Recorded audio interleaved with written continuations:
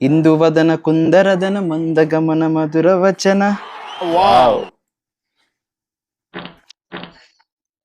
అమ్మా పెన్ అయిపోయిందమ్మా, ఇంకో పెన్ ఉంటే ఇవ్వు. పనిలో ఉన్నాను రా, చూడు ఆ పెన్ స్టాండ్ లో ఉంటే చూడు. అబ్బా ఆ పెన్ స్టాండ్ లో ఒక్క మంచి పెన్ను లేదమ్మా, ఇంకో పెన్ను చూడు. చూడు ఉదయ్, ఉంటే చూడు, ఓపిగ్గా చూడు. అబ్బా ఏమున్నాయి పెన్స్ లో ఇప్పుడు. ఓకే ఇది పని చేస్తుంది, పని చేయట్లా, పని చేయట్లా, పని చేస్తుంది. 2 hours later. ఏంటి ఈ వేస్ట్ పెన్స్ వల్ల ఈ పెన్స్ కూడా గుర్తించలేపామా? చూసుకొని మంచిదైందిరా బాబు, లేకపోతే వీటితో పాటు ఇవి కూడా పడేసి వచ్చేది. చెప్పాను కదరా ఉంటాయని. సో దీంట్లో నేను చెప్పాలనుకుంది ఏంటంటే, మన లైఫ్ కూడా ఈ పెన్ స్టాండ్ లాంటిది. ఒకప్పుడైతే నేను ఈ పెన్ స్టాండ్లో ఉన్న పెన్స్ అన్ని పడేద్దాం అనుకున్నాను.